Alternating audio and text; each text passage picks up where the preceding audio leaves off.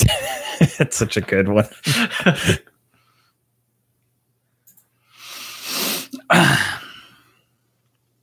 Yes. There we go. There we go. Everyone, hello. Hello. Bingo bongo. Hello. Here's a story of a Foally princess. And the world was ending all around her friends. The princess of stupid decisions. You ready? I am ready. Welcome, everyone, again to the Foally of Man. Episode 45, in which we cover Chapter 44 of Fallout Equestria, a hybridized fanfiction of Fallout and My Little Pony. My name is Chris. With me here today, Robert. Robert. Oh, well, sorry. Yes, I'm double Robert, apparently. He's Robert. He's a brony, and I'm not. And that's the crux of the show. How dare you? If you're joining us for the first time, thanks. You've missed a lot. Check out some of the other videos. You might want to go a little bit back.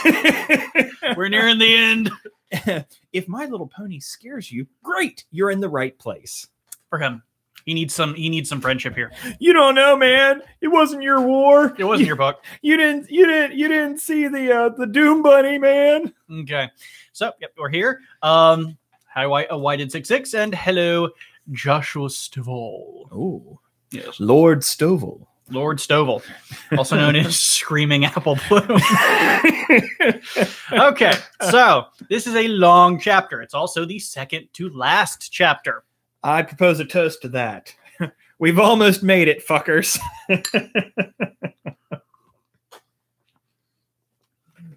Friendship is magic, Josh. Oh, hello, last place. What's up? All right. We're going to start out chapter 44, Galvanize. Can I read it? Yeah. Sure. The spark didn't work, but it did. A different kind of spark. The spark ignited inside me when I realized that you all are my friends.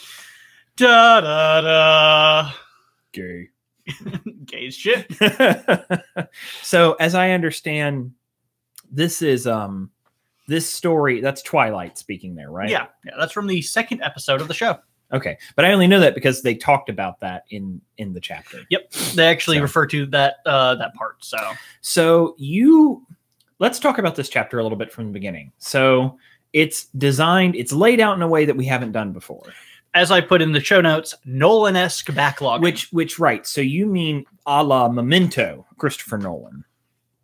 In a lot of his movies, he does one where he kind of goes back and forward to events. Right. I would say, trope-wise, that it was more of Tarantino who did that before Christopher Nolan. Yes, but I appreciate Nolan more than I do Tarantino. I do. I agree with you with that. It's just interesting. Tarantino can go play with his feet off in the corner. Yeah, nobody's obsessed with feet in this story. No. I mean, I'm certainly not. No. Ugh. So there's that. So we do a lot of bouncing around, and thank God in the audio version that, like, I had to catch it the first time. I was like, wait, where are we now? Then, they say like present day, this morning, 2 days ago, yesterday. It's a lot easier when you're reading. 4 years into the future. Actually, we've already kind of gotten the 4 years into the future thing because it's told from the perspective of a journal. Yeah. So, so, the gang is recuperating from everything that just happened. Mm-hmm. Red Eye's dead, saved a bunch of unicorns. We killed the Colonel Autumn Leaf. Yeah. Colonel Autumn Leaf is dead in the aftermath of that. And how I'm sure Calamity's probably ticked about that. Are you missing a question? The Hooves, OMG, pretty much the Hooves. Oh, okay, I get it. Tarantino. Yes. So, we talk also about Little Pip finally reveals her Grandmaster plan to her friends and says, look, we're just going to have to remove the cloud layer. Yep. It's just going to have to go. Clouds are dumb. We don't want clouds. No clouds. Calamity doesn't react because he's already kind of figured that out. But everybody else is like, you mean we'll be basking in Celestia's sunlight again? Yep. So, I feel like the sun guy from Dark Souls. There's a meme that belongs here. Yeah. Praise. 420 praise it. 316 praise it. So Velvet asks Pip to come hither. Mm-hmm. Can you do that with a hoof? It's not very subtle. In fact, horse legs don't bend this way, so it's more kind of like... Well, technically, they're ponies, A, and B, they are very dexterous for how they work, because their legs seem to go in directions which kind of, I give the impression that they have nothing but ball joints everywhere. Right. Like, every joint is a ball joint. Makes you question how they stand at all. I know. It's like... Those horns can be used for anything, Chris. Anything. Ugh. Prepare the humans, the unicorn's upper horn. Pepper your Angus. Okay, so on the way out, we speak a little bit to is it Bucksaw? Is the name of the Barkinsaw. Barksaw.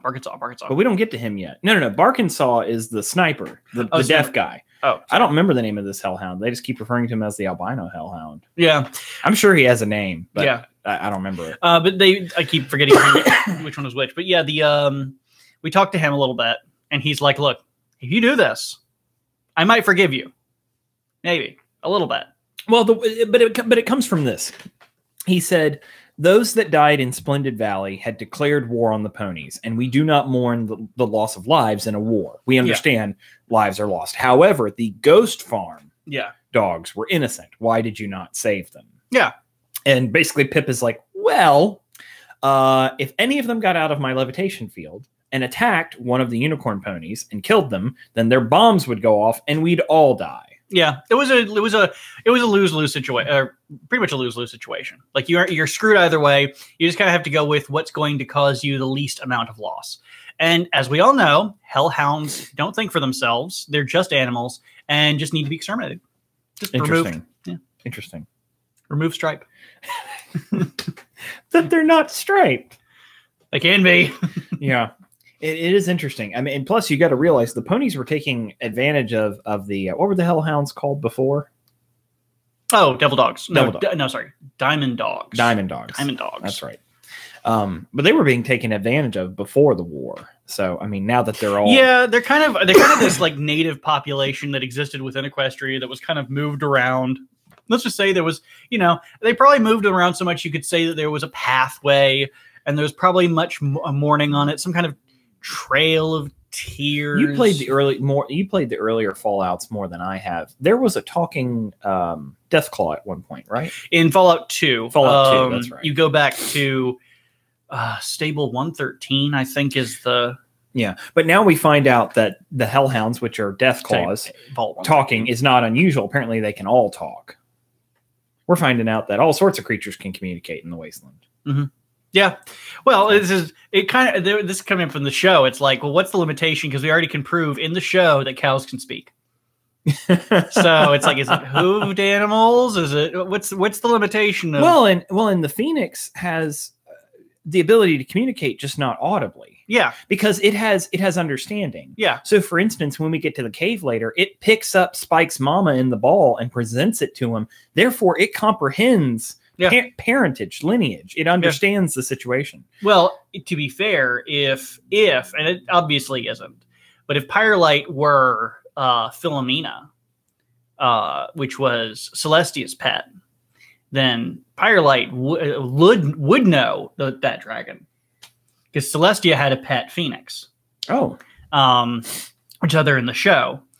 But the fact that if Pyrelight, and I guarantee you they're obviously not, but if they were, then she might actually remember it. We don't have kkat here, to declare whether it's canon or not. Yeah. She's not adjudicating over the stream right now. Yes. Soon, hopefully, because I told her it was on, but yeah. But anyways. Velvet does the thing where she chides little Pip for killing a murderous psychopath by not allowing him to be reformed. Well, and the funny thing is that Pip is clearly very... kat's here.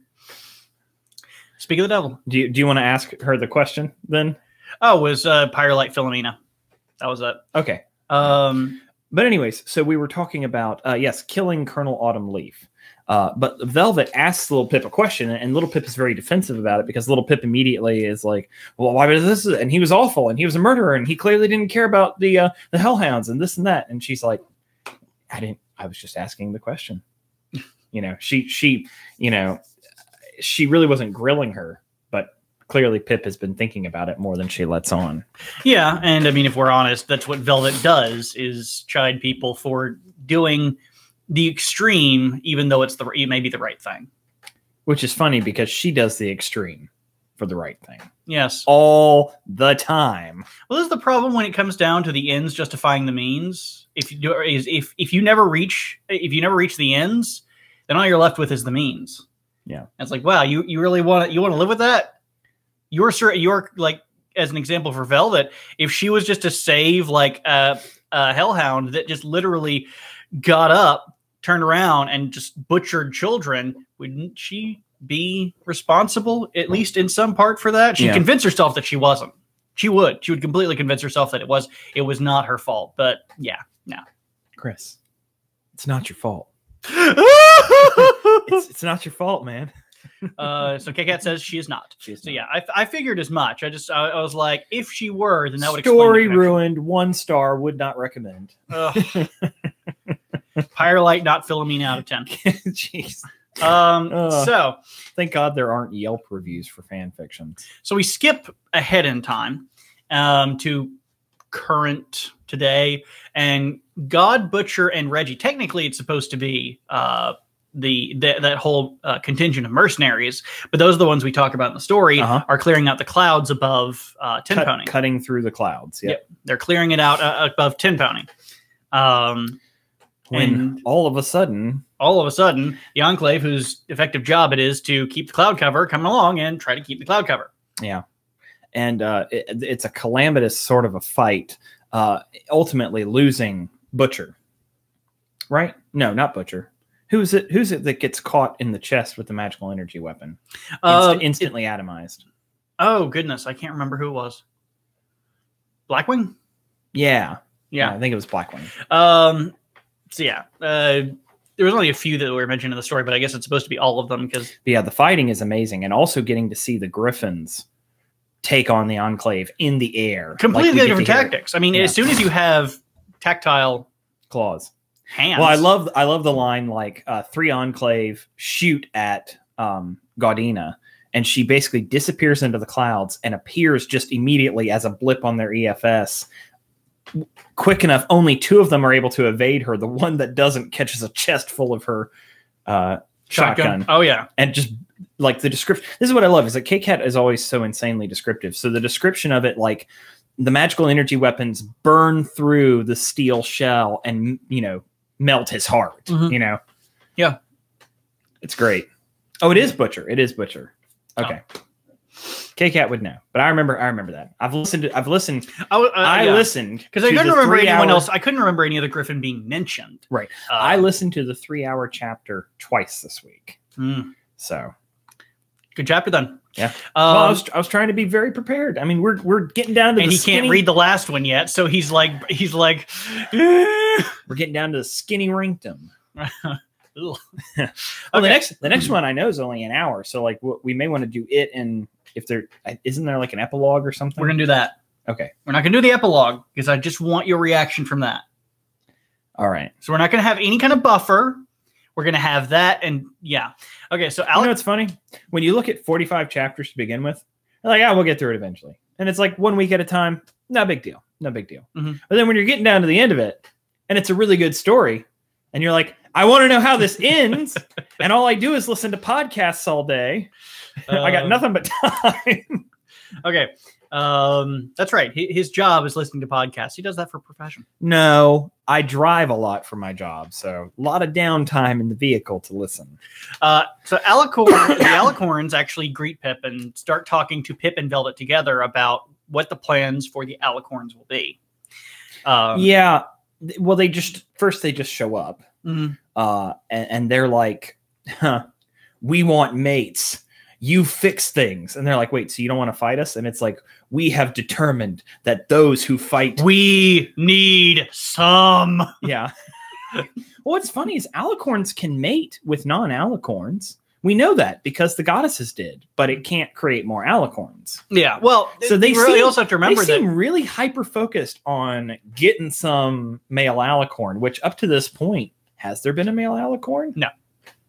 So why do they think that's a thing? because kind of an unrealistic expectation. Because Red Eye was working on one. Red Eye promised it to them. Right. Well, but Red Eye, is a liar. Well, nobody wants to admit that in this world. See, they come across as like the insane ex-girlfriend of the Wasteland. You know what I mean?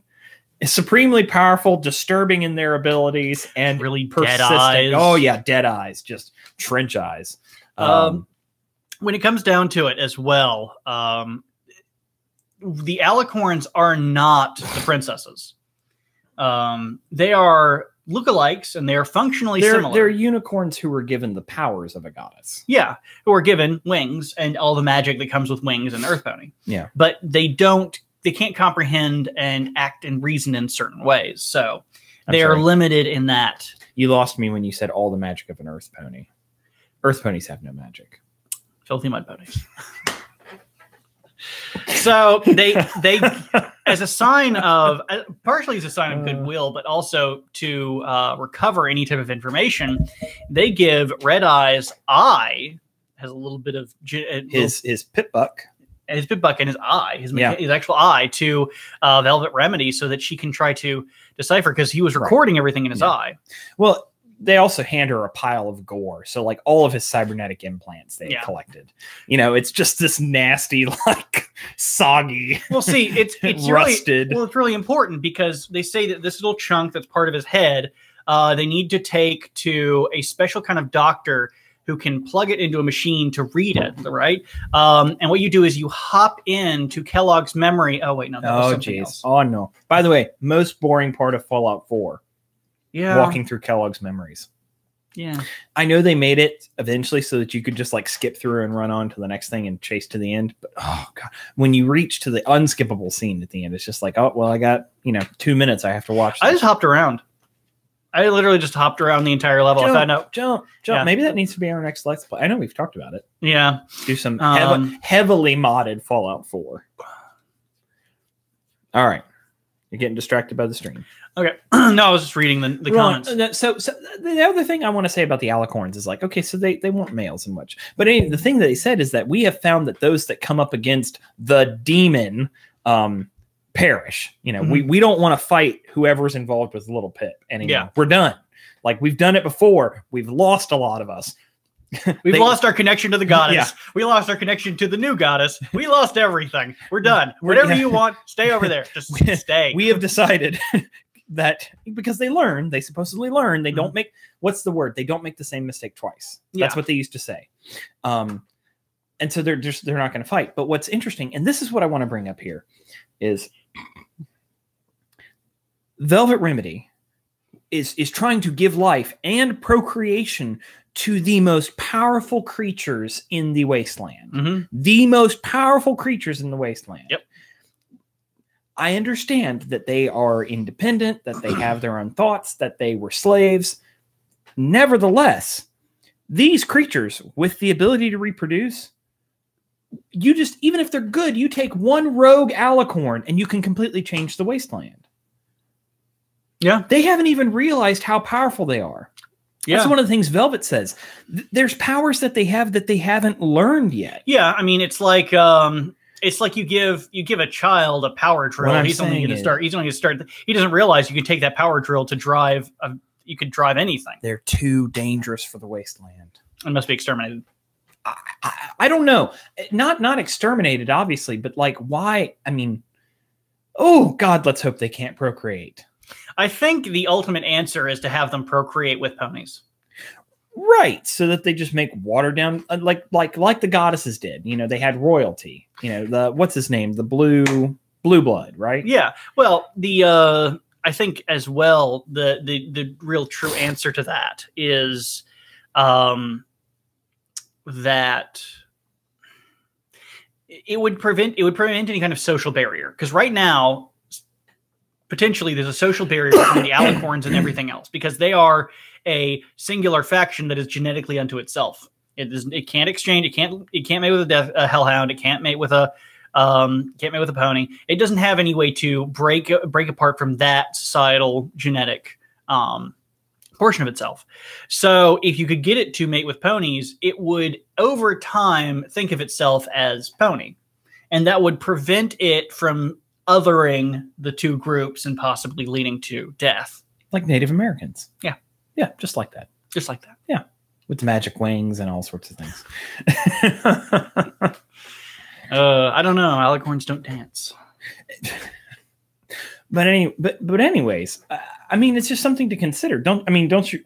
Yeah, they're very dangerous, and we don't know how many of them there are. I mean, it is the wild card. It is the wild card that's also the trump card. Could they ever really mesh, too, is the question. They are incompatible with pony values.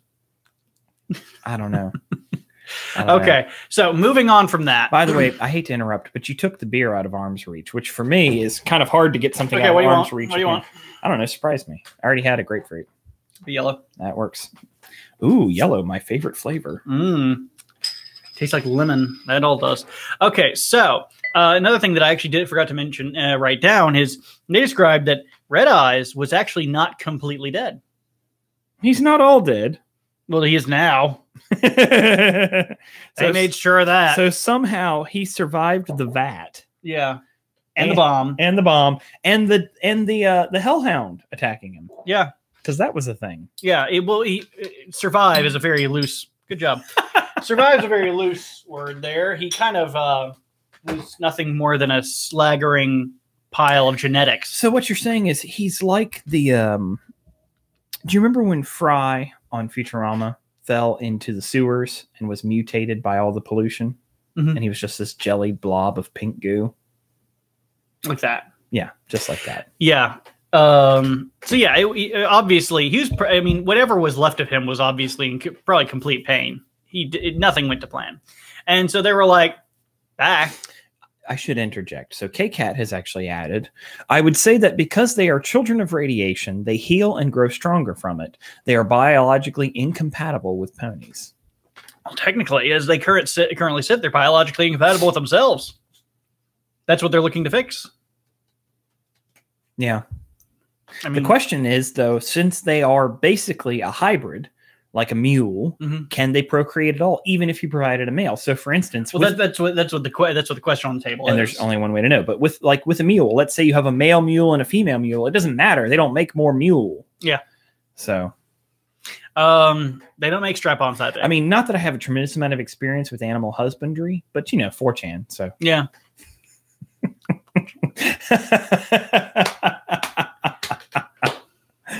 Okay, moving on. So there's a little snippet of in the battle from the current period, not from before, but from the current time. Philadelphia. The Steel Ranger and an Applejack Ranger actually decide to come together to in some small amount of bonding before being completely swarmed. Come together right now, ever free. So there was that, and then we go back. Like I said, we're skipping around here. I'm trying to do it chronologically how the chapter's written. Totally. Oh, but anyway, so yeah, they fight back to back until the Hellhounds come up out of the ground. Yeah. But we don't know what happens to them. I don't think it ever goes back to them. Oh, we can assume they have no names. I've been on a steel horse. I've been through the desert on a steel horse with no name. Yeah. I've been through the desert. I'm a steel horse with no name. I've been through the desert. I'm a steel horse with no name. Life Bloom and Pip have a moment where Life Bloom gets really mad at Pip's plan because he understands that what she's doing is kind of throwing herself away to no longer be with Homage. And Life Bloom, I feel like Life Bloom treats himself as an older brother of Homage. If I'm getting that right, if I'm getting that kind of that relationship there, friendly, slightly protective, Yeah, a brother, a sibling kind of connection. It certainly isn't sexual. Yeah, I mean because that feeds into the whole I had to wipe my memory because I don't want to remember them. He much prefers Calamity's flanks. Ooh. Sorry, that's not referenced in the story at all. But I'm gonna ship him in Calamity. Probably ship him in Mosa. So is Life Bloom do you think he's a pusher or is he a power bottom? Definitely a power bottom. He's a medic. Just imagine all the foolishness you could get into. You get hurt. Foolishness. Yeah. He starts healing you mid-coitus. Yeah. You wouldn't have to worry about ripping your colon. Oh, God. It's too much. That is much too much. Okay. But anyway, they have that back and forth, and Life Bloom's upset, and Pip says, look, it doesn't matter. This is more important than our being together. Yeah. And he's like, yes. But I still don't want it. But she lost Joke Blue. Mm-hmm. Joke Blue. Yeah. And so that was upsetting. Yeah, it's like, how insanely selfish would it be for me to... They decide to go and grab the tortoise for part of their plans. Yeah, kind of important. So as they're on their way, they get confronted by what Little Pip describes as the Pony of Death. Yeah. Thinks it's a Reaper pony. A Reaper like pony. A Grim Reaper pony. Yep. They're real. They're really real. And here's one standing in front of me. Yes. They're real. And so, of course, she meets Lion, Heart, and Mouse. Lion and Mouse. Which isn't that biblical? The Lion and the Mouse? It's not a parable. Okay. It's a fable. It's a fable. It's one of Aesop's fables. I'm confusing with the Lion and the Lamb. Yeah. The Lion and the Lamb is biblical. Mm-hmm. As I put in the notes, it is traditional to use the royal we and to use this much volume when addressing our subjects. Yes. So I'm not actually going to yell because I don't want to hurt your ears. What's great about this character is this how he speaks all the time. Just painful. By the way, it should also say that he's winged, but it's bat wings. He is a bat pony. That's a thing? Yes. It was actually brought up in the episode when are Luna's wings bat wings? Nightmare Moon's wings were bat wings. Okay. But part of her night guard were in one of the episodes. I think it's in season 2. They have a Halloween night when she comes back and kind of hangs out and tries to mingle with society, and her chariot is pulled by 2 bat-like. Well, and we even find out nocturnal ponies, right? And we even find out later that these ponies, or rather that Lion himself pulled her carriage at one time. Because they ask him to fly the turtle, and they're like, "We can't ask this royal guard to fly the turtle." Ancient as shit. Yeah, who's already done so much. He is an exceptional warrior, a hero in his own right. And I mean, he single-hoofedly took down the raptor. It's interesting, this characterization, in that you can draw parallels between Lion and Steelhooves. Yeah. Deep voice, loud, booming, imposing, deadly, kills everything. Canterlot. High sense of justice. Yeah, Canterlot Ghoul. And the reason I want to bring that up is when Twilight became alicornified, they had to replace her in the story because they still need someone to fill her horseshoes. So they came up with using Starlight Glimmer. And I can't help but realize there's kind of a connection between Starlight Glimmer 2 filling in for Twilight Sparkle, as well as Lionheart filling in for Steelhooves. They're not replacements in any way, but they are there to kind of they're kind of there as a memorization of that kind of position. Yeah. I do want to say with this character, I was immediately reminded of the character from the Venture Brothers. Ignore me. I am not here. I am but a simple observer. The Grand Inquisitor. So we skip ahead to hearing about him on the Glorious Dawn, which it's gloriously downed. It sounds horrifically brutal, where the commander of the Glorious Dawn's like, they're slaves, and they put snipers in the slaves so that we couldn't get close, or they're using them as cover. And he's like, well, just murder the slaves. Done.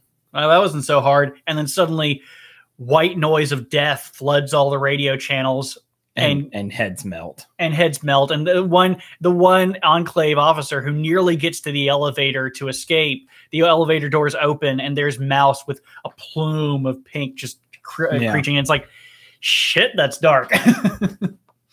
That's how you do it. He really is a Grim Reaper pony. He is. I mean, I guess the Mouse. I am sorry. I did not mean to scare you. Yeah. Plus, the worst is they're inside the turtle and he's talking like that. So it's like reverberating off the inside. I guess the mouse would be the scythe then. Yeah. Yeah, the scythe. The mouse obviously being the dragon from Canterlot, who was turned into a mouse. Into a mouse, yeah. So Spike's Momo. Zenith awakens. We go back to the past.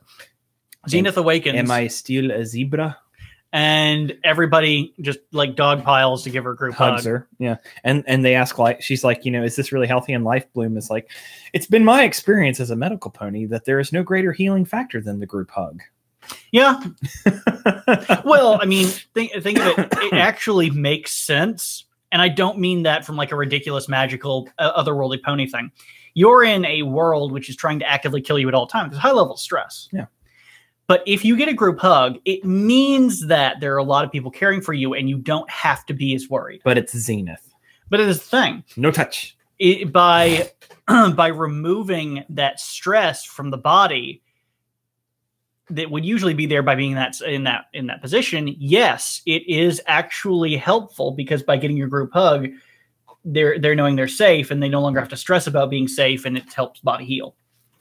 I forgot to say, we should also mention with the bat pony, it has cat-like eyes. Yeah. It does not have pony eyes. Yeah, draconic eyes. So it makes you wonder, vertical slits. Where the hell are these things from? The moon? From the moon? I guess so. If Moonstuck is to be believed, that's where they come from. Oh my God, it's just terrifying. It's terrifying. In a world of crazy creatures, this is the craziest of creature. And it's completely canon. Yeah. Well, not the ghoulification. Fired out of a cannon into the moon as a prison for 1,000 years. I like this quote from the chapter because it's meta. The day seemed to pass in a montage. It's like, yeah, it did. It kind of makes you feel that kkat at a certain point is like, listen, y'all don't want to know about all this pedantic shit that we're going to cover. Yeah, they dropped these people off. They had a thing for this and that. Whatever. You know what we're going to. Yeah. This is all just foreplay to the big orgasm of fight that's going to happen. Yeah, and it kind of deals with how you have to do in the story, not the story, the game, where the first time you go to a location, you have to fight your way to the location, but then you just fast travel. So we've already taken the time to pretty much do all these things in the setting. Now we're just fast traveling through the story. So interesting. kkat in last place say the story offers another suggestion. It suggests that bat ponies are actually an illusion worked into the armor of Luna's guards. I remember that. I remember that. Yeah. But the armor might be enchanted to get that effect. Mm-hmm. I like the moon stuff. It's a lie. Lies, lies, lies. It's just another government trying to lie to us, Chris. That's what it is. Imposing their will, telling us ponies how to think and You feel. gotta stand up for yourself. You gotta stop taking the bat ponies and turning them friggin' gay. There's goddamn bat ponies trying to control the wasteland. They're gonna set off a gay bomb. A gay bomb. Oh boy. Maybe they were gay bombs. There certainly seem to be a lot of gay characters in this story. And there were bombs that had magical effects. Interesting. I think we need kkat to roll on. Was a side effect of the mega spells that turned everyone gay? So, Pip patrons a drug dealer at one point for some... A push man. That's where we meet Barkinsaw, which I love the name Barkinsaw. Because he kind of sounds like he's from Arkansas. Yeah. Although obviously my opinions of the voices come from the audio, so I'll keep those to myself. But anyways, well, you can still say them because I mean, people are going to be exposed to it. All the hellhounds have a little bit of like they kind of sound like they're Cajun because they're written that way. Oh, they are. Okay. They are written with a kind of because as I'm reading it, it reads almost Cajun. Yeah. Or Caribbean. It's very, very heavy. You know what it is? The story is actually kind of it's a lot racist. All of the considered inferior peoples have accents that are influenced by African nations. The zebras, I mean, they sound like they're South African. And then you've got, the hellhounds, and they sound Cajun, which is influenced by African culture as well. And kkat, racist. Sorry. It's the truth. That's just all it is. Oh God. Well, it's 2018. Isn't everything racist? Will you stop? It's not the current year. Fucking damn it. Okay. Demonetized. So Reggie, we skip back and forward. Reggie appears when God thought that she had been killed to take down 3 of the Enclave in one maneuver with little Gilda from behind. Gotcha, bow wow. Taking it back to 2006. So, as I said, you know, and I left a little comment in there, but I realized you never got to that far in Metro 2033, so it's completely lost on you. You know, they're demons. I call them bitches. Yeah. Russian humor. Yeah. Call everything bitches. So they decide to take a stop. We go back to the past, and they decide to stop off at Stable 29. Yep. They need resources. Yep. Velvet pretty much admits to the new elder, who I cannot remember the name of, that they need resources to help procreate the alicorns.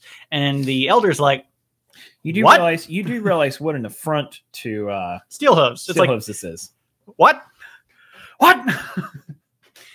He finally rescinds. Well, you do realize we called him the Alicorn Killer, right? Yeah. Yeah.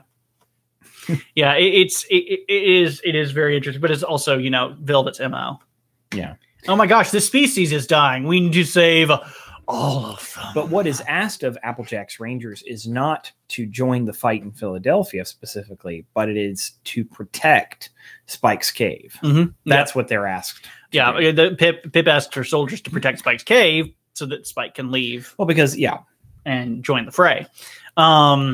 New combatant enters. Spike joins the fight. Somebody who's watching that's going to try to take a moment of opportunity. Can you imagine the video game screen, like a fight scene where Spike joins the fight, but he's so big that you only see like a claw and part of his scales? It's just like a few scales and like an eye. It's like, oh, yeah, that's... Well, fuck. We're fucked. We're fucked. Interestingly, as well, the I just think there's like... Could you imagine there's like this thief or maybe somebody from the Enclave who's like, ooh, the dragon's finally left his cave. We can go in there and see what it is. And they pop their head up and there's 15 like Applejack's Rangers all aimed at him. It's like, shit. Run! Well, would you look at the time? 23 skidoo. Now we skip ahead to current day. Zenith is trying to fight Stern, the slaver, and Stern's like, I remember you, and then flies off in the air like, oh, you can't get me now. And you know, Zenith is like hell I can't. She uses her Batwing talisman and takes off into the air. We jump around a little bit, but we'll come back to the fight because we do come back to the fight. And in this scene, Zenith has been thrown to the ground because she's not a natural flyer. Mm-hmm. However, Stern's arm is like so shattered, can't hold her weapon. Yeah, because all she had to do was hit it in the right spot. You know, that's the thing. The advantage to being a ground-based creature who's flying, the disadvantage is you can't fly nearly as well. The advantage is your bones aren't hollow. That's right. Well, and you got to think of all the, not enchantments, but all of the brews that Zenith has used on herself. Mm-hmm. Yeah. She's pretty tough. Yeah. Her hooves are tough. Her bones are tough. Her skin is tough. Yep. Emotionally tough. Not only does she have things that can heal you, she has things that can permanently alter you. Yeah. So they so as Stern is holding her down and trying to decide how best to kill her, she's like, "Why would you even do this? Why would you even come here? Like, what was the point?" And Zia says, "Well, I'm not alone."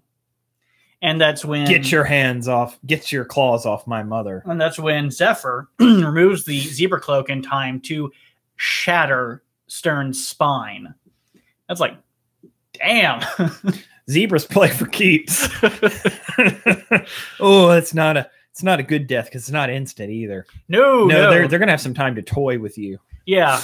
And you've also lost control of your bowels. Have you ever seen the video of the mule that takes out the mountain lion? Where it like grabs it by the tail and flips it around and bites its neck and like I'm trying to remember. Yeah, it's pretty bad. Yeah, it's pretty bad. Yeah. Oh man. Yeah, it's interesting when people come across wild horses because they think wild horses are really peaceful. Pony, sweet, and they like bite you. And well, the thing is, you learn really quick that horses can kick in almost any direction. That's right. Not just straight back. Yep. And it can kill you. They can. Just really easily. You learn that real quick when you work with them. Yeah. Even the nice ones. They're animals. They're wild animals, and they're easy to startle. Oh, yeah. Horses really easy to startle. Especially if you're wearing a cloak. So back to the fight in Philadelphia, we come across a series of sonic rad booms clearing the skies. Done by none other than Derpy. Which means she had to take on the glow again. Yeah. But she was willing to do it. Yep. What you got to do for the wasteland. Don't come near Mama. No. Mama's poison. Mama's poison. Stay away. Stay away. Mama's poison. Mama's poison. That's the line. I don't know why. That's just harsh. It's a really strong thing. It's like it shouldn't be, but for some reason that sticks with me so much. So then we go back to the past, and this is when everything finally culminates at Spike's Cave. By the way, he's pissed that Pip brought everyone. Well, there were already people there that Pip didn't expect to be there, but he's pissed about there being Steel Rangers, Applejack's Rangers. Yeah. So, I mean, this isn't just everyone. This is like Gary Oldman, everyone. So, but there's even people there who really don't belong. Yeah. Now that being said, Spike does relent because he's been watching and he does know that these are not the regular Steel Rangers. These are the Applejack's Rangers, but he's like, stay out there. Don't wander. Yeah. Right where we are. Yeah. Just right there. Don't move. Yeah. Oh, we also find out that his cave has been completely redecorated by Silverbell. Yeah. Where she took the pile of gems and turned them into mosaics and lights of the Ministry Mares. Yeah. And so it's like, it's the prettiest it's ever been. And he's like, Pip, what's going on? Yeah. I'm not home. I'm not comfy. Talk about an introvert. 200 years by yourself. Oh yeah. It's such a voyeur. You know, he's hacks sprite bots and just watches the wastelands. So we skip ahead in time, and Spike is attacking the Enclave directly. This is he's attacking their shield. He's attacking their shield and their shield. The shield at Navarro, and he just like smash. Yeah, one. It doesn't. The way it's described, it doesn't even sound like a mighty hit. He just slams into it, and it just shatters. You know, just falls. Well, you're dealing with mass. At some point, you have to ask yourself: is the shield a static position in space, or is it just static to the shield generator? And if that's the case, does that mean that if you push on that shield hard enough, you're just going to pop the shield generator out the side of the damn building? Let's think when the shield was first designed. It was designed during the war, right? Mm-hmm. Because the project was designed during the war. Silverbell's true virtue is beauty. Yeah. kkat said that. We should also say, right. So I was going to talk about the math, but I'll skip ahead to that.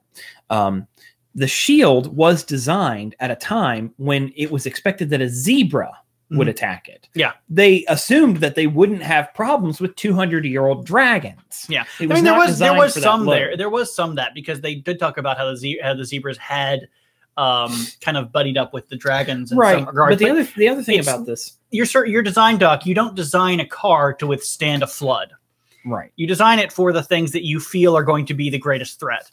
But anyways, Pip asks him that this is what she really needs him to do. And he says, oh, well, let me do the math. Let me run the numbers. And it's like, oh, yes, Twilight's greatest assistant. Of course he would run the numbers. Yeah. And he does the carry the this and that. And he's like, oh, yeah, chance of hindrance? 0%. Yeah, it's like, not only can I smash your shield, I could smash like 3 of them at the same time. And that's what he does. And that's what's just so incredible. We finally have a show of immense power. Immense power.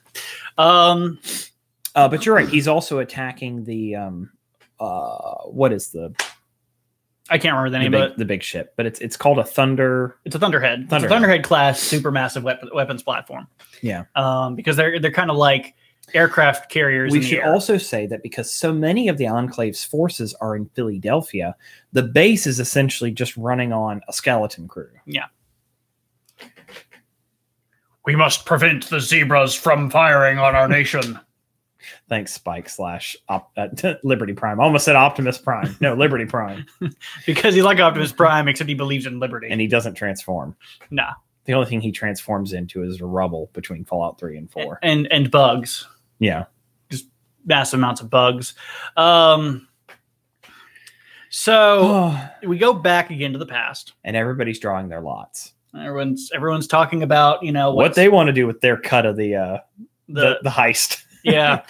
Gaudina's talking about assuming control of Red Eye's factories. As well as pretty much the fact that settlement, Junction 47, or was it Junction A7?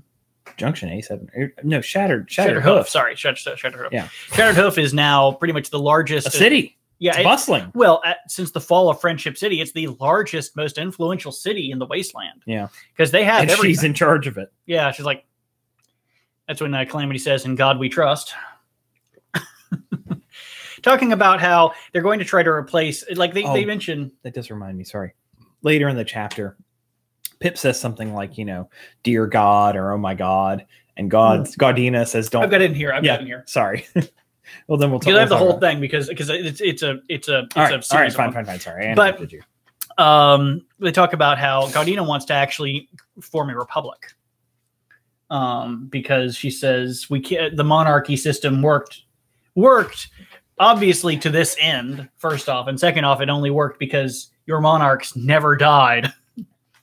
Hereditary monarchy doesn't work out so well throughout history, so we're gonna go with a republic and see if that works. And she really does seem to have the best intentions. Oh yeah. But she's a mother. I mean, at some point she's very protective and she wants to see things thrive. And yet we've never had a female president. Could we stay away? Could we stay away, please? No, I mean, there are huge themes in this story. I mean, they're there for a reason. I know. Well, like I mentioned earlier about Africa and those themes are there. And it's kind of talking about the imperialism of the ponies. Yeah. It's absolutely in the story, but it's because it mirrors the United States in the alternate history of Fallout. Oh, yeah. The annexing of Canada. Not that that's a bad thing. I mean, we should just go ahead and do it at this point. Maple syrup would be cheaper. Yeah. That's worth a few lives, right? Yeah. They're a tenth of our population. Okay.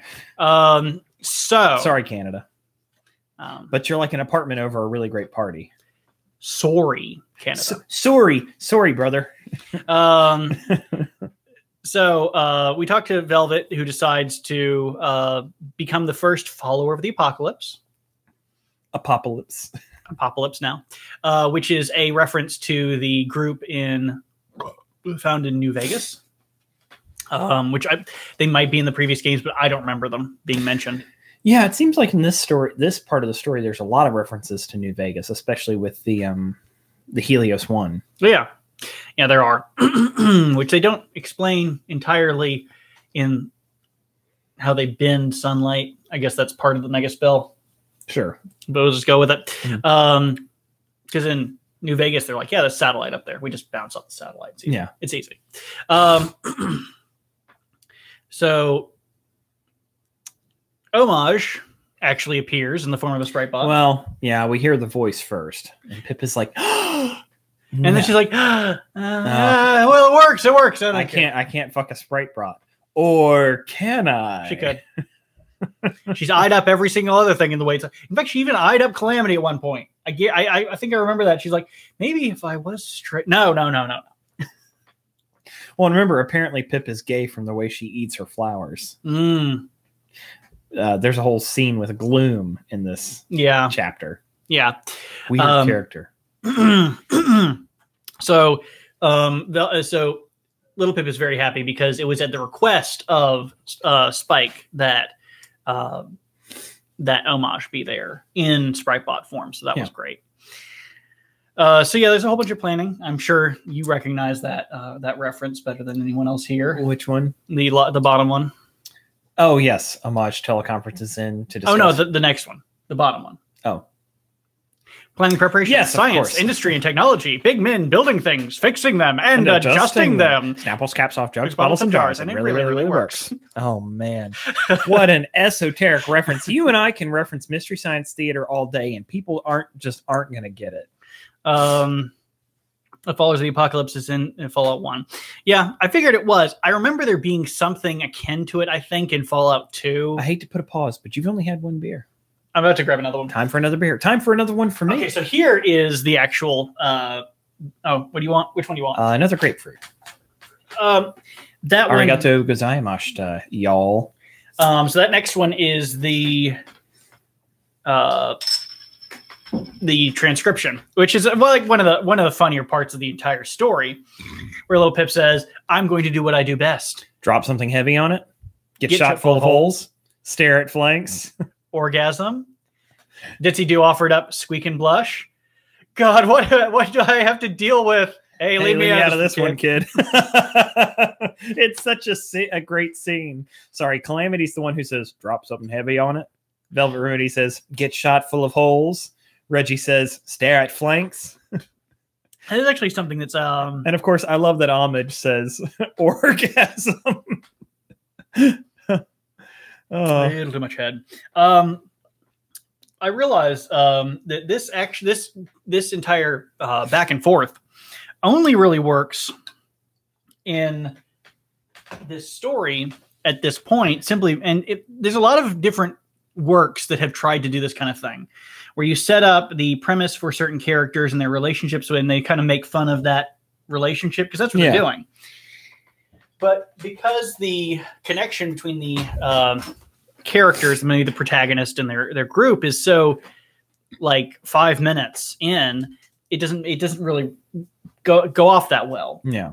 These are characters who have known each other for, they say, a month, and they've been through hell. So, multiple times. So they are fully aware of what all's going on. Well, and if you think about it, it's a call back to different chapters specifically. Oh yeah, that's what I mean. Drop something heavy on it. That was in the first third of the book. Yeah. You know, the get shot full of holes. Well, that's pretty persistent. Yeah. Staring at the flanks. That's more recent. You know. But it was with Reggie, because Reggie had noticed that Pip was looking at her. Oh mom. My God! You have a thing for my mom. So that's what really interested me, is that this is you see this tried to be executed many times, and this is one of the few times where it works perfectly. Is exactly how everyone. It's also funny too, since she was checking out God, for God to be like, "Hey, leave me out of this one, kid." I told you, I'm not into you. She's into more the detached type. Mm-hmm. Also, probably something that has a penis naturally. That's going to be out there. I'm saying she's probably. I don't want to imagine. She really just wants to be held down. Oh, geez. I don't want to know. I don't need to know. Hey, we can ask kkat. No. That's one thing canonically I don't think we need. I think we're okay.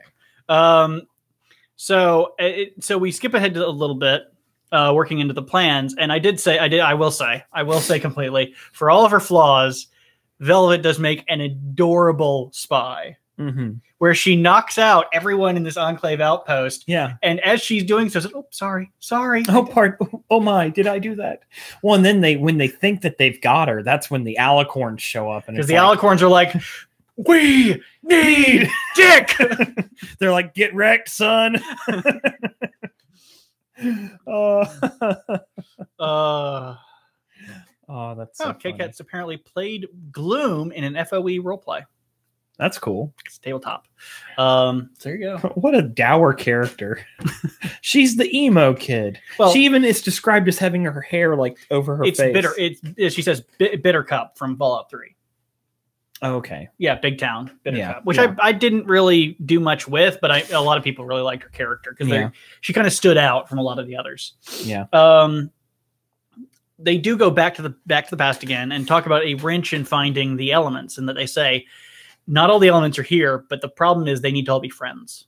They need to actually know, and they need to be able to harmonize with each other. Right. Well, but like Little Pip informs the group of the plan. Mm-hmm. And basically that the plan is for her to go away. And they're like, no, you're so important. You can't, we need you. We have to have you. And Pip is like, I'm not one of the elements of harmony. I'm not, I can't carry one of those. And it's Spike who has the realization, you are not a carrier, but you are the most important. Yeah. Young Hobbit, you bow to no man. I mean, but that's what it is. I am no man. Oh, yeah. Wait, what? But essentially, Pip is the spark, which apparently meant something in the show, but doesn't mean anything to me. But she's the spark. She's the catalyst that brought everyone together. Because it explains what the purpose of her cutie mark is. The Pip buck. Yeah. The Pip buck finds things. It finds things. And she found things. She found what was important. Well, and in fact, that's how she got her cutie mark, was finding someone. Yep. She always thought it was the most boring thing. It's like, no. It's the most important thing. You could find out that is such a fucking classic literature thing. It's like, but I wasn't the special one. You were the most special. It's like, that's so it is overdone, but it's so done well here. And that's so many things about this story, is that these go over very done kinds of story elements, but it does so correctly. We haven't set it up here, but the Nuka-Cola Rad, we find out from the albino hellhound, is apparently much better as a bomb than it is a beverage. Quantum. Yeah. Yep. Nuka-Cola Quantum.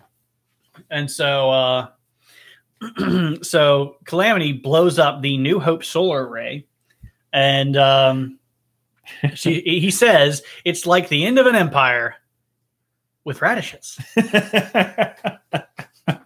Ooh, refreshing. With radish. How terrifying. How terrifying. He also finds a horde of alien power cells. But this is up. And because he's like, he finds an absolute horde of and my first thought is, we're so fucked. We're so fucked. We're so fucked. But he gets caught while he finds the power cells. I think it's actually, it's later. It's later in the chapter, but he does get caught. Well, then, we'll come back to it. We should also say the albino hellhound had a request of Pip. The way that you could redeem yourself as if you freed Fluffykins. Oh, yeah. Who was the first hellhound captured and tested and experimented on to develop the helmets. Yep. That drove them insane. Yep. So we do go back to the past, to the party, and Homage is talking to little Pip, and Homage, and I mean, obviously, part of the story is that everyone just likes embarrassing little Pip. Yeah, it's part of it. It's a trope. It's a trope. And it's fun. And I would. It'd be hilarious. Yeah, why not? You got to remember too, she's small for her age. Too. Yeah, she is literally little Pip, and she's actually still fairly young. Yeah, so she's So Homage says, well, I got to find a new place. Someplace I can modify, so I can have showers outside. Little Pip says, it was like, what? Why? Shower outside? And Homage says, so you can watch. From the towers that you're going to be connected to. I know, but it's just forever. I know. And it's like, little Pip doesn't get it. She can be really dense sometimes. Only when it's appropriate to the joke. Yeah. I am not a clever pony. Where you can watch. And all it is in the story is a single bold exclamation point and a thud as she hits the ground. Like, why do you do this? Why do you do this to me? Why do you hurt me? So who at the party too, somebody encourages little Pip to actually let loose and enjoy herself. But she says, I can't. I have to start things. Things have to begin now. It's actually, I think it's when she's talking about the wrench, the elements. That's when it happens. And she's like, look, I can't. I actually have to go. Because they're like, come on, Silverbuzz pin the tail on the pony. Right. Well, no, she does enjoy herself for a while, but then... Yeah, she has to go and start the plans because it has to happen now because they explain the Enclave is gearing up to fight the remnants of... The pin the tail reminder is isn't that a reference to the original party that the Friends were having during the war before everything went to crap? It is a reference to that, but both are a reference to in the show, if I'm not mistaken, is They had a pin the tail on the pony. Gotcha. That was actually when I just remember Pip episode 1, I think, when when Twilight Sparkle goes to the town and they have a big party to greet her, partially because Pinkie Pie loves parties, and also because, you know, she's she's part of the royal enclave, and so not in Pegasus Enclave, obviously, but Pinkie Pie is like trying to show her around and be like, you know, you gotta have a good time. You just, of course, Twilight's not paying attention and pours hot sauce into a glass and starts drinking it straight. Hey, Smith made it. Took you long enough. Yeah, it's about time. Gosh. It's all right. He'll just roll it back to the beginning and see all the crap we talked about him. I'm just kidding, Smith. So anyway, Little Pip does free Fluffykins and is asked, "Are you sure this was a good idea?" I mean, we should also say, so we missed in here, Life Bloom at Spike's cave pores over Twilight's old books. Oh yeah. You know, his power is not that he's supremely magically powerful. It's that he can learn any spell. That's his power. It may not be super strong, but he can learn any spell. And so one of the spells he learns is the Cloud Walker spell, which he creates a gift, you know, what do you call it? There's a term from the show. It's a spell in a box, right? Yeah. Okay. Spell in a box. But anyways, Pip gives Fluffykins the spell in a box because her prison is surrounded by clouds, so she can't get out. And Pip even has a moment of questioning, like, should I let? I mean, she's just going to kill a ton of Pegasi. That's what she's going to do. Yeah, she'll do it until she dies. And then she's like, yeah, I'm going to let her do that. Yeah, there you go. These guys pretty much deserve it. Have fun. So yeah, that's it. We go back to the party just a little bit and hang out a bit more. Yeah. People are partying like it's the end of the world in that Matrix movie that didn't happen. Yep. Never happened. Oh, only one Matrix. Yeah. So then we skip forward back to when Calamity has to face an arguing sergeant in the Enclave military who's yelling at him, "How dare you? Do you know what it's like to steal? You're just stealing from the Enclave. Why are you backstabbing son of a bitch? I'll get you. You treasonous. How dare you?" And he's like, "Hi, Dad." Yeah. He's like, "Ah!" What? When he's like, I'll beat you 6 ways to Sunday. And he's like, nope, I don't reckon you will. Because quite frankly, I think I can take you. And I think that would be a heck of an embarrassment. Or like basically like, I don't think anybody would listen to you after I whooped your ass. Yeah. I don't want to do it, but I will. And the relationship here is harsh. It's strained, insanely strained. Yeah. And Calamity doesn't want to have the conversation, but he knows he has to. He even says, "I thought for years of what I would say when I came to meet you again. And now that it's here, I got nothing. There's nothing that I can say that isn't already known." Yeah. You know what you've done. Yeah. You know how you I could speak to about how you changed. I'm sorry for Mom, and I could say about how you changed afterward, but you know. And on his way out, his dad says, you have her hair. You have your mother's mane. I really liked her mane. Which if you've seen the show, I hate to say this, it completely deflates that entire situation because it's a reference to the show that was supposed to be kind of like an offhanded joke.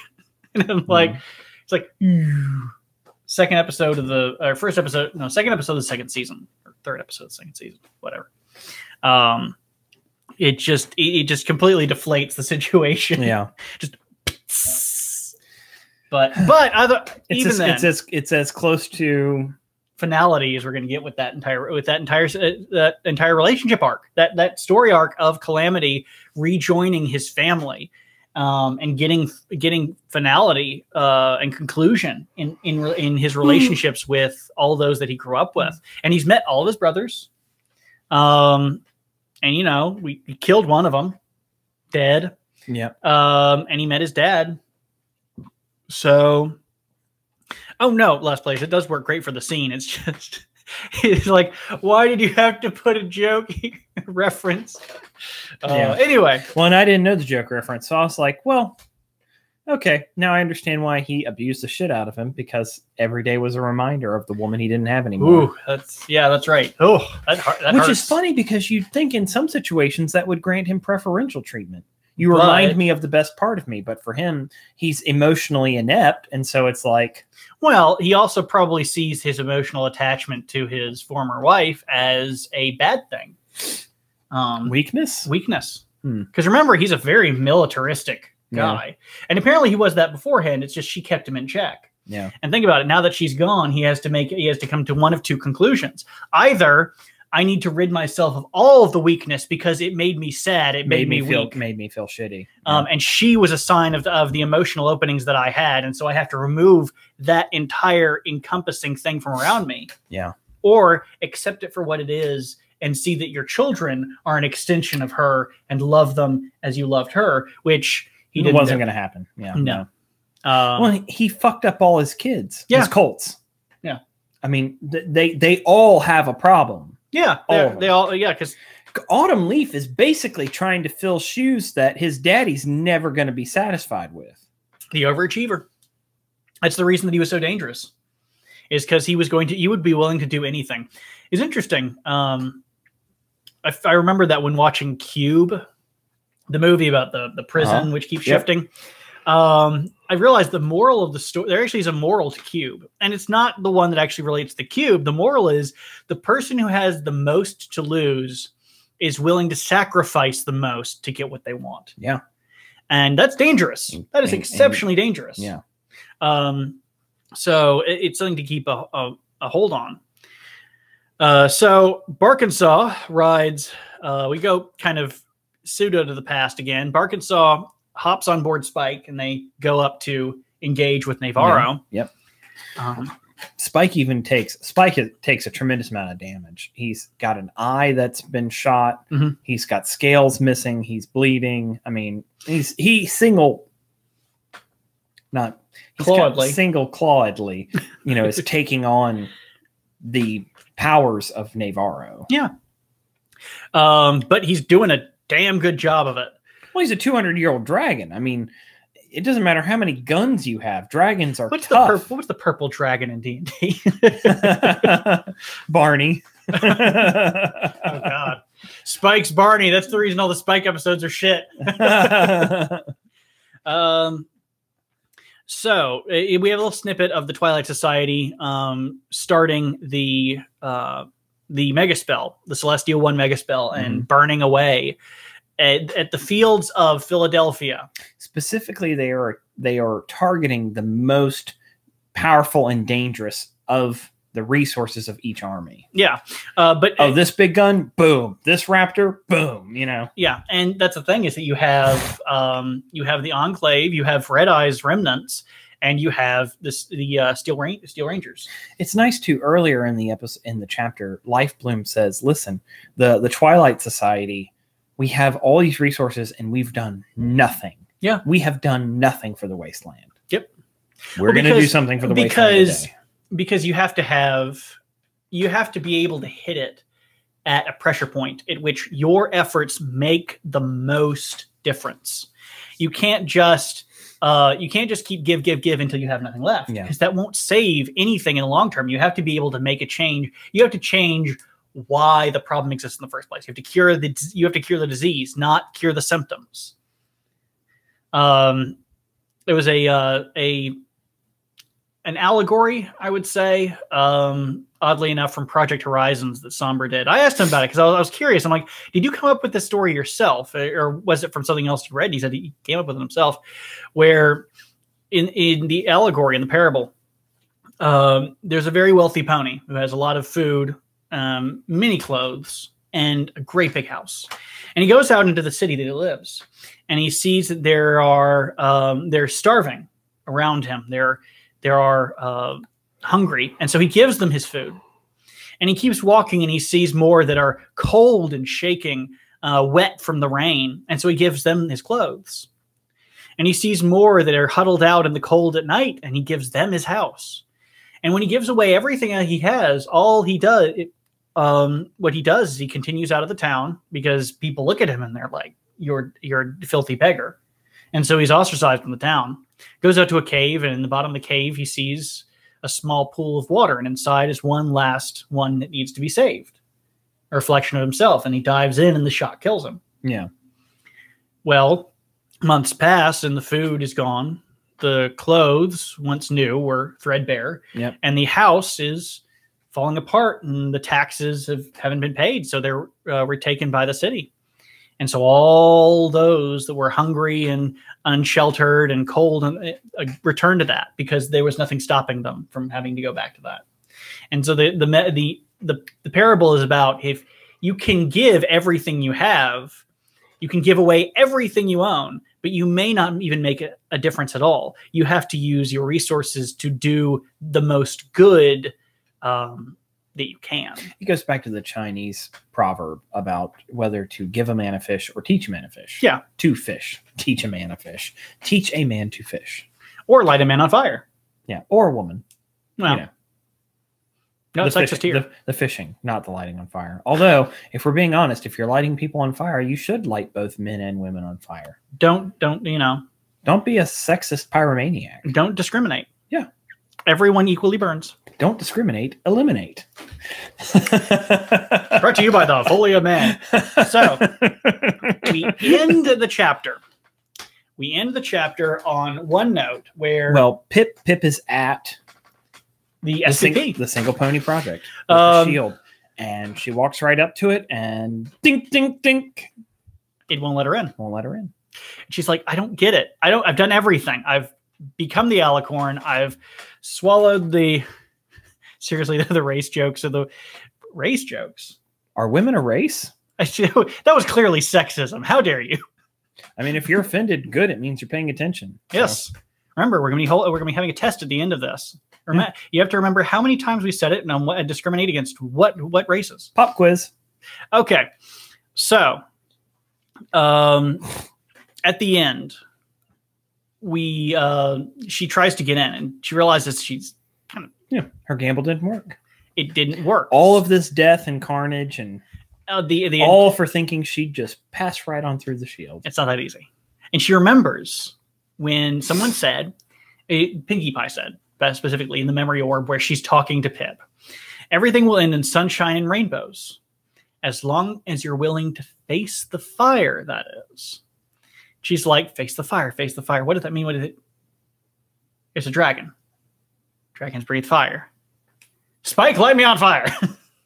Spike's like, the hell? No, I'm not lighting you on fire. So, to piss him off, she tells him how Twilight died. In painful detail. Kkat says, I'm amused because I didn't know I could write a Cajun accent. It worked. Yeah. At least that's how I read it in my mind. I was like, yeah. So she pisses Spike off completely to the point where he just is enraged and just roars at her and lights her on fire. Yeah. And that's where the book ends.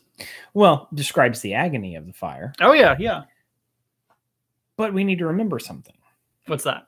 Dragon fire is not normal fire. Nope.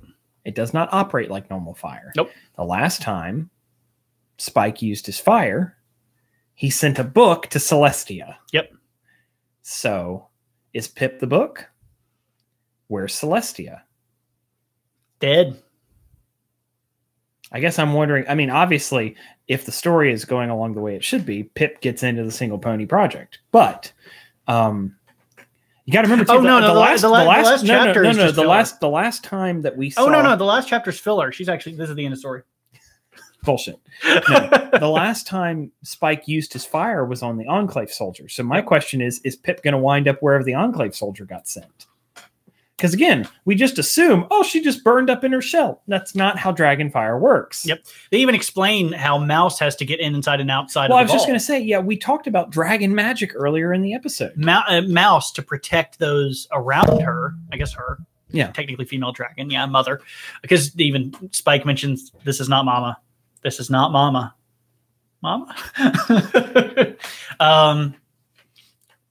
Weird. A smart, sapient, super intelligent R-type R-type procreation creature. Very strange. So, anyways, I'm not concerned about Pip. I'm sure she's fine. Yeah, the mouse getting out of the ball, that was dragon magic. So yeah, that's the end of the chapter and the end of the book. So we're real quick. Let's run through our usual stuff, and then we'll have a little bit at the end about plans moving forward after this, because obviously we're gonna have to. You said end of the book. Oh no, I was yeah. Okay, all right. I'm going to screw with Robert and convince him that this is actually how the story ends. Pip dies. No, it absolutely is not how the story ends. That's why it's so good. It's one of those Japanese movies where Well, that's the problem when you download the audiobook. You're like, there's still a lot of stuff to go over at the end of this. Well, since we've run out of chapter to talk about. Yeah, let's get through the regular stuff. So. You know what the best regular thing is? What's the best regular thing? The pony pun of the week! I thought it was Metamucil and Bran. It's the part of the show that nobody likes but me. And that's why it's so great. Okay, so you actually came up with this like on Monday you came up with this and sent it to me. I just sent it to you in a vacuum. No statement. I just sent it to you. I know. And I was like, well, there you go. That's it. The pony pun of the week, Chris, pun of the week is canter nautical. To be in step with canon. There you go. Canter nautical. Oh, that's right. I forgot about the Reggie crossbow. No, wait, hold on. No comment on canter nautical? Oh, yep. I already gave you everything I had. Yes. So Reggie finding out about a crossbow that's silent, but deadly. And she's like a fart. And then her eyes go wide and she looks at God and God's like, no. She grips her by the bridge of her nose. No. God does it to herself. She's doing this. Oh, yeah. This is the face she's making. I was really, because in my mind, I read that wrong, and I was really imagining her taking Reggie, grabbing her, pulling her up and saying, you are not. Yeah. No, but I saw it more as like a mother, like, you are not getting a crossbow to name it the fart. But Mom! kkat apparently likes canternautical, so there you go. It's now canternautical. I'm adding all sorts of things to the canter of the show. I was really hoping you'd say like book. I was hoping he'd say lexicon, but it gave me a smirk. Oh my gosh! Careful with those. Also, we have the most valuable pony of the week, the MVP. And who's the most valuable pony? It's not a pony. Well, then this is useless. It's more the MVD. The most valuable dragon is Spike, because there's no question he's the most valuable character in this chapter. Oh, yeah. Yeah. You could not have done anything at Navarro if he didn't knock out the shield. He didn't have the cave. You wouldn't have had the cave. You wouldn't have had... Because remember, the Enclave was stripping everything above the clouds. Yep. And the Gex above the clouds. Yep. And if the Enclave had stripped that, it would just be fucked. Because the Enclave would have been like, this is cool. Let's take it. Oh, yeah. Wait, this can restore things down there? Well, fuck down there. This can restore things up here? Yeah. God. So yeah, Spike. I mean, there's just no question. I mean, and everybody had sacrifices, but he took tremendous amounts of damage and fight. And if Pip makes it through the shield, which I'm pretty sure she does, it's because of his dragon fire. And even more, he was the one who sacrificed 200 years of his life protecting and guarding this. So yeah, he's definitely like, he is undoubtedly. Yeah, he's given a great deal of stuff. Well, he did sleep through the apocalypse. Apocalypse. And I don't know. It depends. I mean, it may be better that he did, so that he could be here now. All right. It's a weird sacrifice to make. Before we continue, it is an interesting sacrifice, because I remember somebody saying it's not a question of what you would die for; it's a question of what you would live for. Yeah. What would you survive 1,000 years for? Yeah. It's easy to take one's life in an instant. It's harder to give yourself to something to hold on. Oh yeah. Think about it, he did it alone. Yeah. All right. Those of you who are on the live stream, we've hit the question time. So if you have a question, type up a question. We have a couple that are already pre-prepared.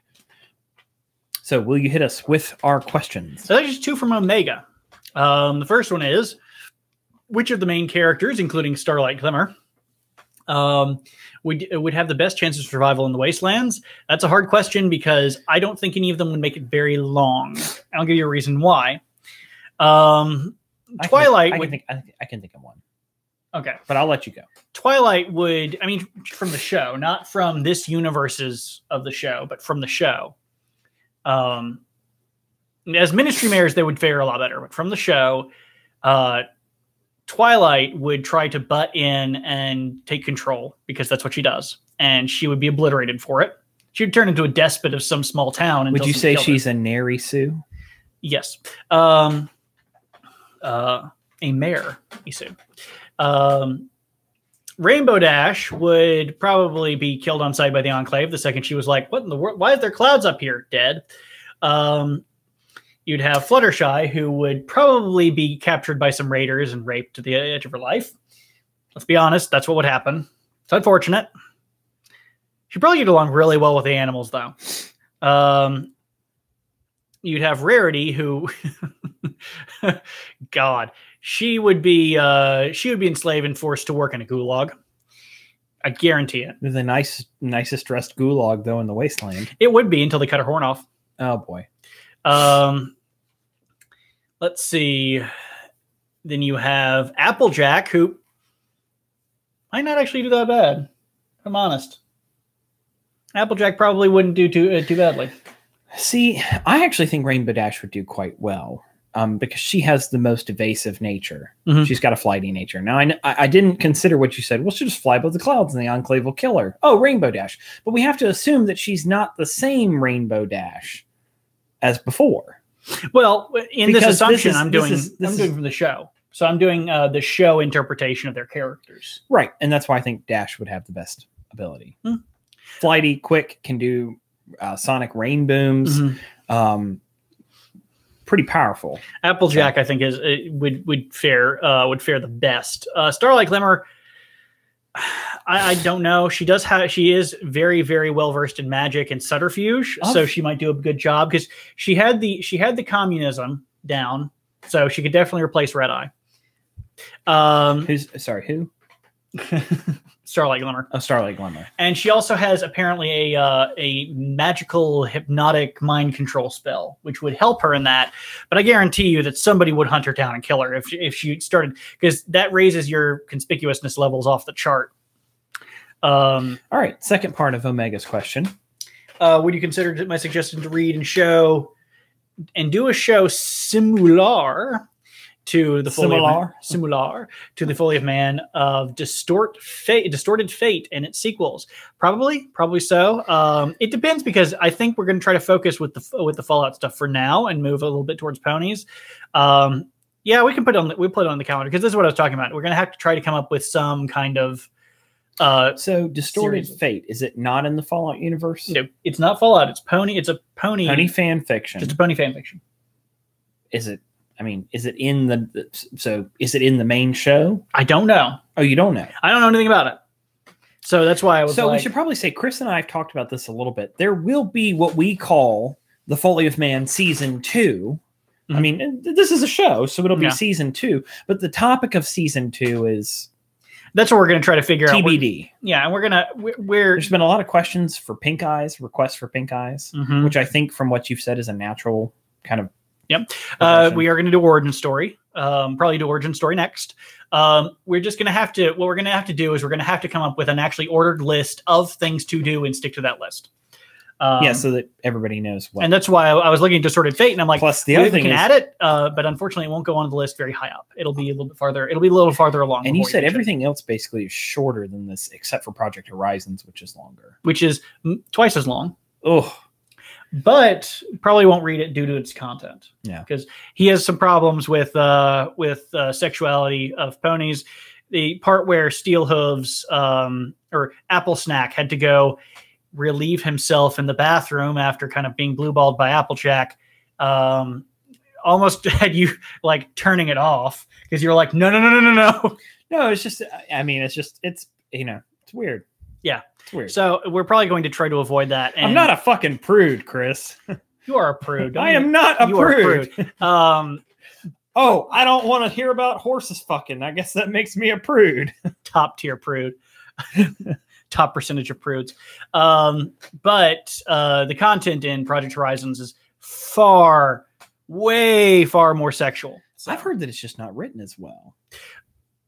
Well, I mean, especially with these later chapters of you got to remember, so like I've enjoyed this because it's written well. Well, yeah, but I'm not a brony, y'all. I'm sorry. I'm not. Well, no, it's a continuation. It would be a continuation of this world space. So the reason you would read it is for the world space. Right.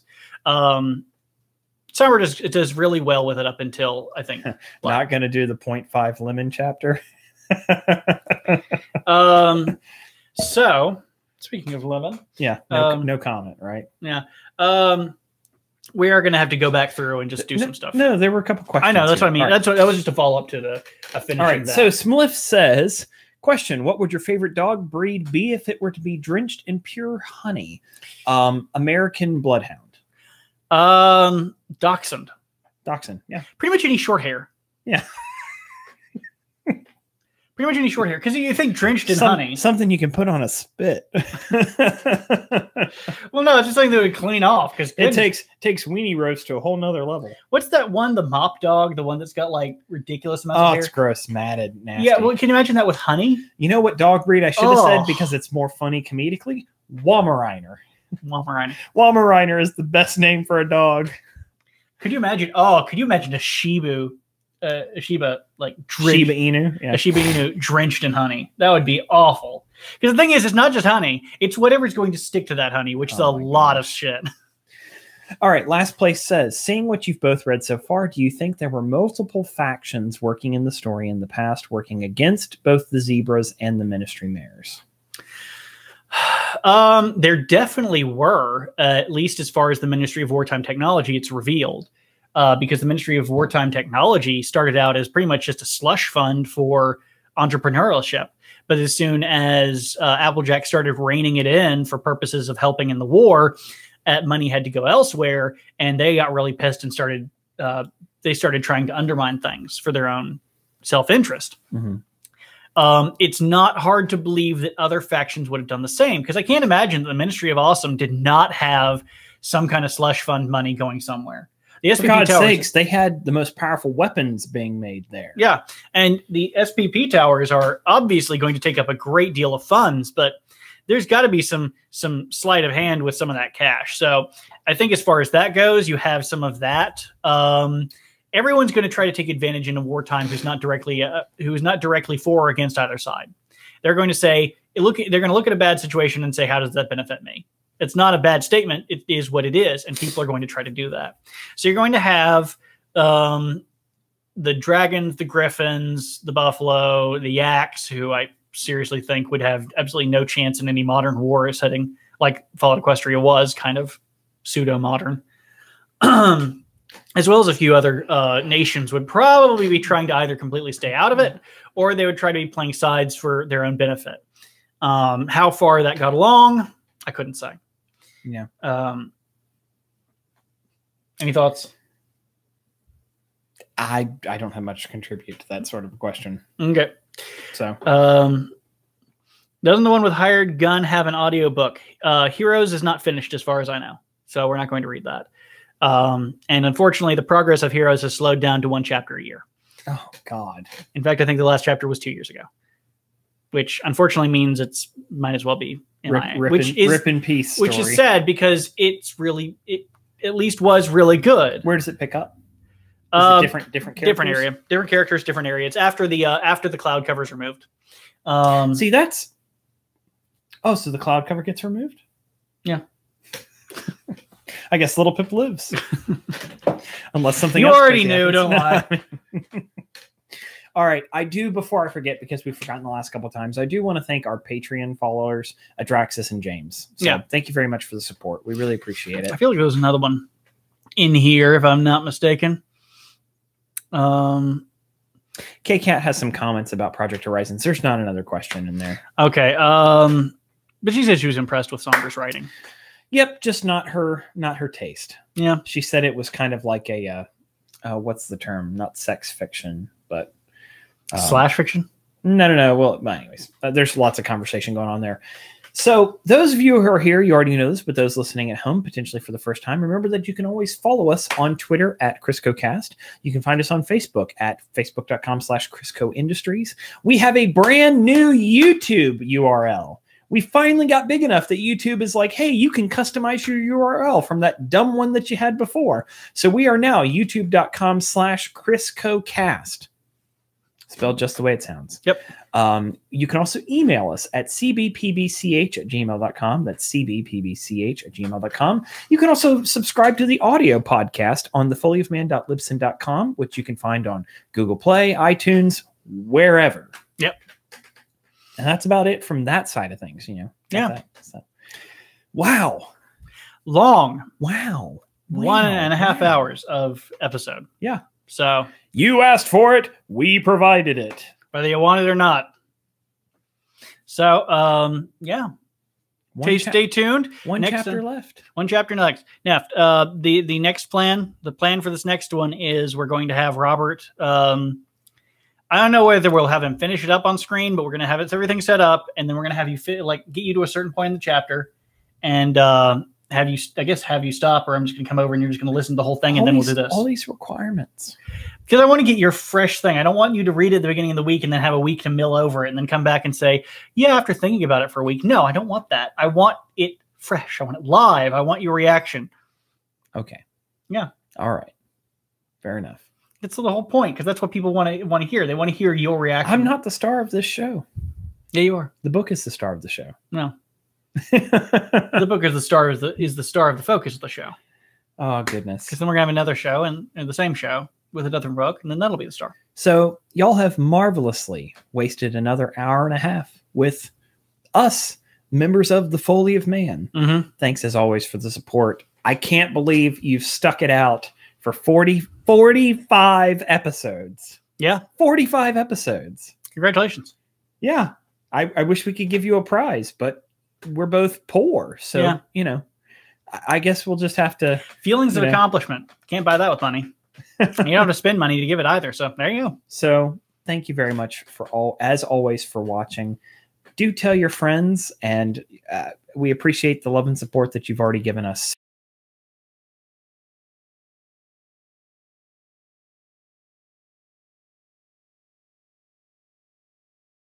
Of season 1 of the Foally of Man. Bye. Yep.